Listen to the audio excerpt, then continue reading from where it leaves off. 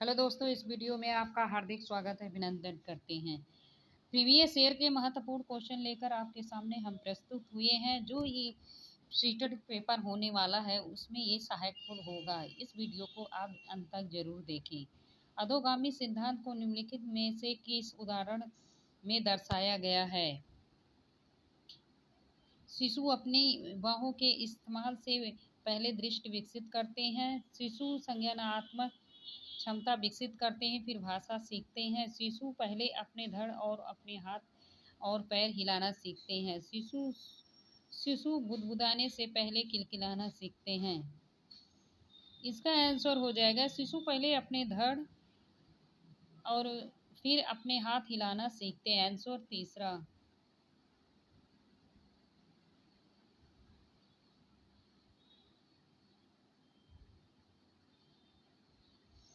अभिकथन ए। आर्थिक रूप से निम्न आय वाले परिवारों के बच्चों का बचपन उच्च आय वाले परिवारों के बच्चों की तुलना में बहुत अलग होता है। कारण, अलग अलग संस्कृतियों में बच्चों द्वारा बचपन का काल अलग अलग अनुभव किया जाता है। ए आर दोनों सही, आर ए की सही व्याख्या है। ए आर दोनों सही है, व्याख्या नहीं है। ए सही है, आर गलत है। ए आर दोनों गलत हैं। इसका आंसर हो जाएगा पहला। ए आर दोनों सही है, व्याख्या हो रही है। आंसर पहला।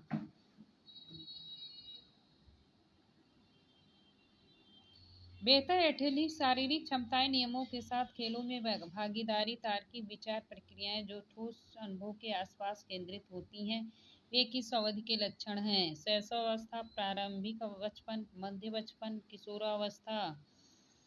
इसका आंसर हो जाएगा मध्य बचपन। आंसर तीसरा।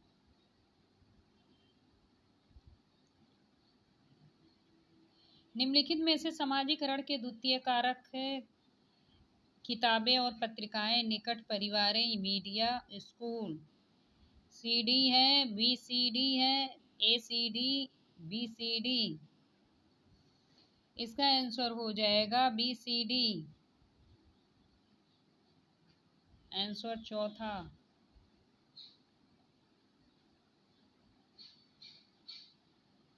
पियाजे के अनुसार आनुवंशिक रूप से क्रमदेशी जैवीय परिवर्तन होना क्या कहलाता है?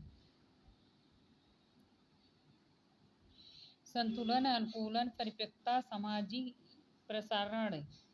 इसका आंसर हो जाएगा परिपक्वता।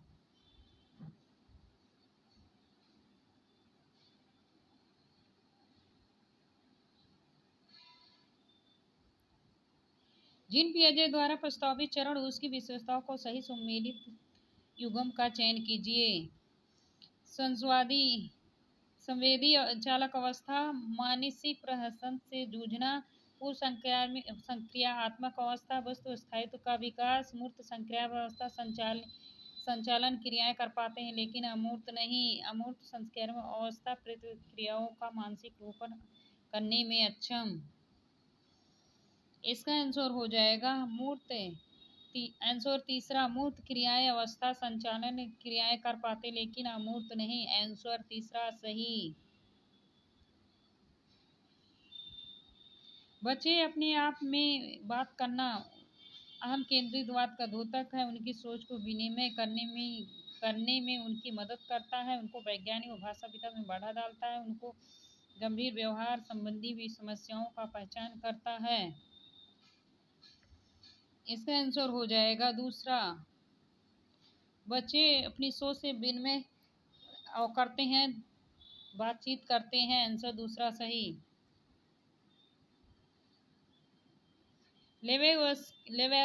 लेवागास्की के अनुसार निम्नलिखित में से कौन सांस्कृतिक उपकरण के उदाहरण है जो हमारे इस काम में सहायता और परिवर्तन करते हैं? मानचित्र है, भाषा है, कैलकुलेटर है, स्कीमा है। इसका आंसर हो जाएगा तीसरा ए बी सी, तीनों सही। मानचित्र, भाषा, कैलकुलेटर, स्कीमा नहीं होती है।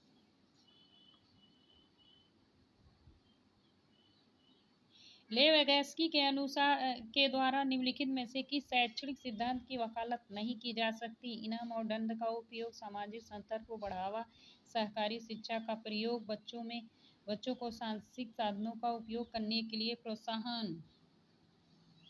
इसका आंसर हो जाएगा इनाम और दंड का उपयोग। आंसर पहला, जो नेगेटिव है वही सही है।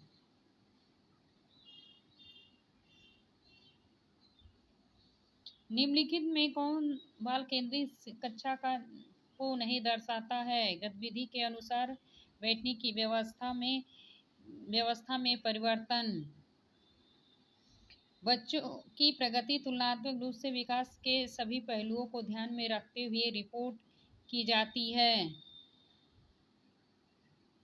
शिक्षक पाठ्यपुस्तक पढ़ता है और छात्रों को नकल करने के लिए ब्लैकबोर्ड पर उत्तर लिखता है। बच्चे जो कर रहे हैं उसमें तसल्ली है। आंसर तीसरा सही हो जाएगा, क्योंकि निगेटिव पूछा है। निगेटिव हमारा आंसर तीसरा हो जाएगा।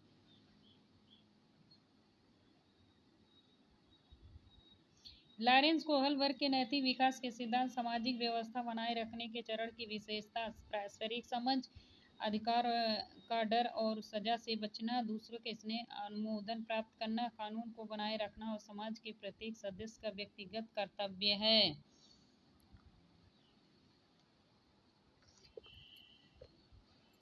इसका आंसर हो जाएगा पारस्परिकता की समझ। आंसर पहला।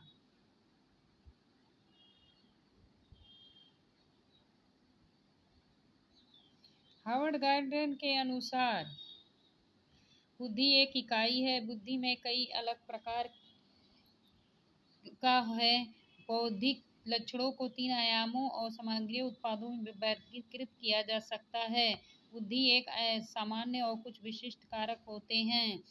बुद्धि हमारी कई अलग प्रकार की है। आंसर दूसरा सही।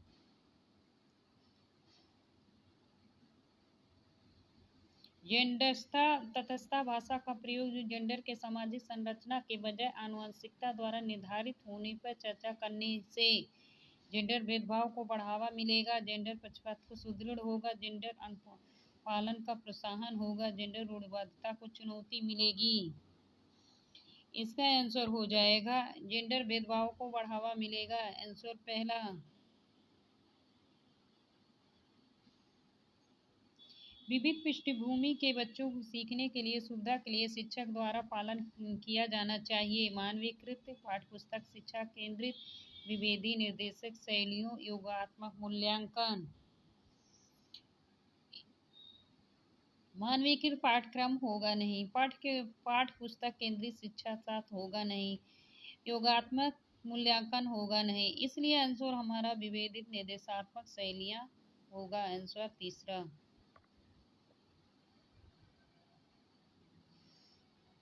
बच्चों के मूल्यांकन के बारे में निम्नलिखित में से कौन सा कथन सही नहीं है?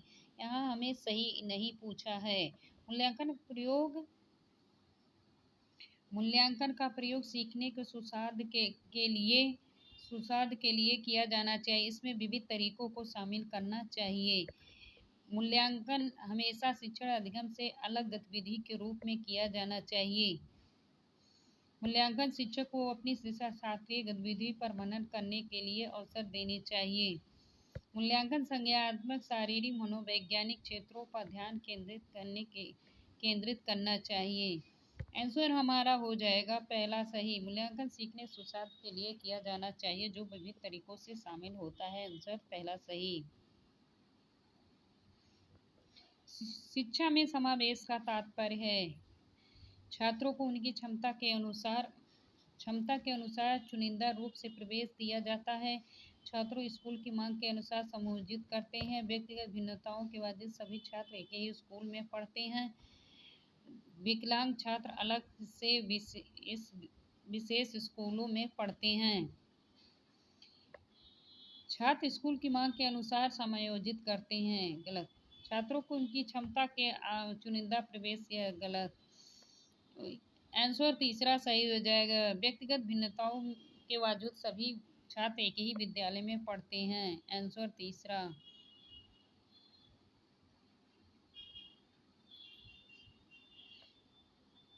निम्नलिखित निम्नलिखित में से कौन सी विकलांगता लिखित सामग्री पढ़ने और समझने में चुनौती का कारण बनती है? गतिमान दिव्यांगता, श्रवण बाधिता, गूढ़ वैकल्य, पठन वैकल्य। इसका आंसर हो जाएगा पठन वैकल्य। आंसर चौथा। गूढ़ वैकल्य होगा नहीं, गतिमान दिव्यांगता होगा नहीं, श्रवण बाधिता होगा नहीं।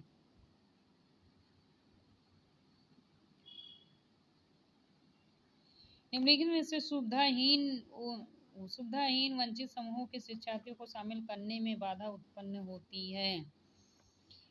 लचीला पाठ्यक्रम, गैर प्रासंगिक सामग्री, शिक्षार्थी केंद्रित शिक्षा शास्त्र, व्यापक मूल्यांकन। इसका आंसर हो जाएगा गैर प्रासंगिक सामग्री। आंसर दूसरा। शिक्षकों द्वारा विविध शैक्षिक रणनीतियों के उपयोग में निम्नलिखित में से किससे समावेशन में मदद मिलेगी? वह बहिर्द वाले छात्र, दृष्टिबाधित वाले छात्र, प्रतिभाशाली वाले छात्र, सृजनात्मक वाले छात्र। इसका आंसर हो जाएगा आंसर चौथा। समावेशी में हमें सभी प्रकार के बच्चों को रखते हैं। आंसर चौथा सही।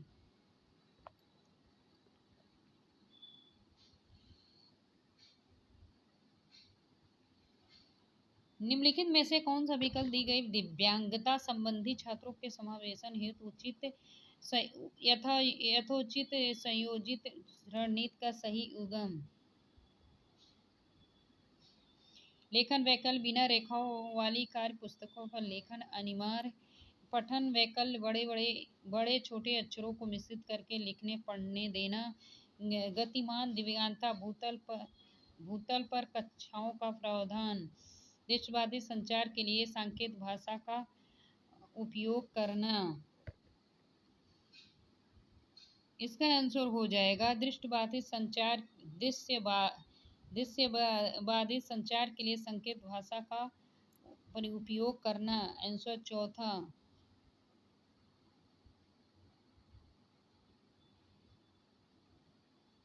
निम्नलिखित में से कौन सा विकल्प विद्यार्थियों को सोच को सुसाध्य करता है? वेदन अभ्यास, बिना समझे कॉपी करना, साथियों के साथ चर्चा करना, निष्क्रिय रूप से सुनना। इसका आंसर हो जाएगा साथियों के साथ चर्चा करना। ऐसा आंसर तीसरा, और बाकी सब निगेटिव हैं। ऐसी स्थितियां डैश महत्वपूर्ण होती जहां छात्र लंबे समय तक डैश सोता होते हैं। टालना, निष्क्रिय, पैदा करना, निष्क्रिय, निषेध करना, सक्रिय, सुदृढ़ करना, आज्ञाधीन करना। इसका आंसर हो जाएगा पहला, टालना और निष्क्रिय करना। ऐसी स्थितियां टहलना महत्वपूर्ण है जहां छात्र लंबे समय तक निष्क्रिय श्रोता होते हैं।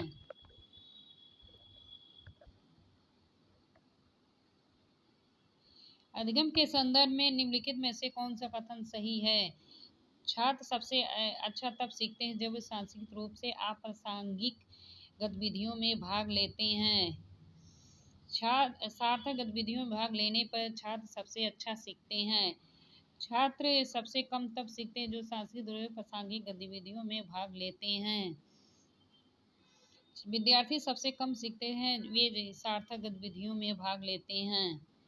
इसका आंसर हो जाएगा दूसरा, सार्थक गतिविधियों में भाग लेने पर छात्र सबसे अच्छा सीखता है।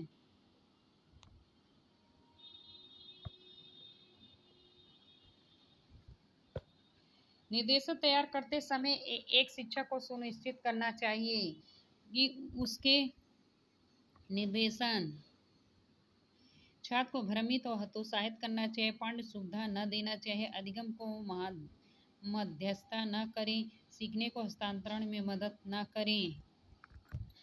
इसका आंसर हो जाएगा छात्र को भ्रमित और हतोत्साहित न करना। आंसर पहला सही है।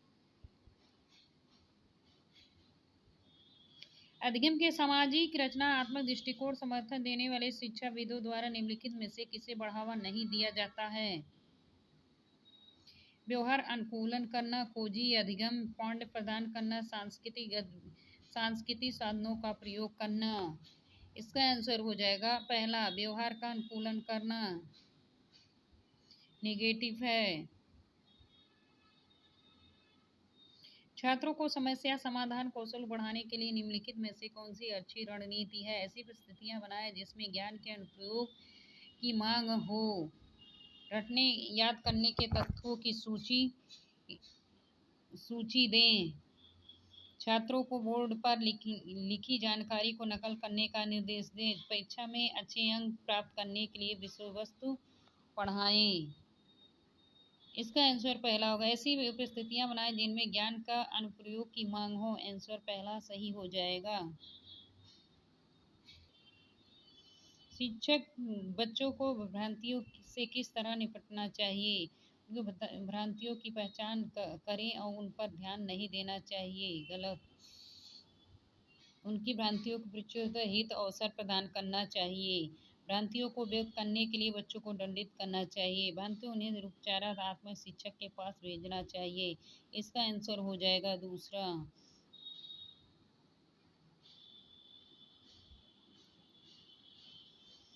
अधिगम की प्रक्रिया में संबंधिगी है डैश। आवश्यक है, हानिकारक है, का कोई संबंध नहीं है, महत्वपूर्ण है। इसका आंसर हो जाएगा दूसरा, हानिकारक है। राष्ट्रीय शिक्षा नीति 2020 में प्रस्तावित बदलाव मानवीकरण से लचीला, रचनात्मक मूल्यांकन से योगात्मक मूल्यांकन, संरचनाओं की समझ से परीक्षा के लिए सीखना, बहुविषयकता से कठोरता। इसका आंसर हो जाएगा पहला, मानवीकरण से लचीलापन। आंसर पहला।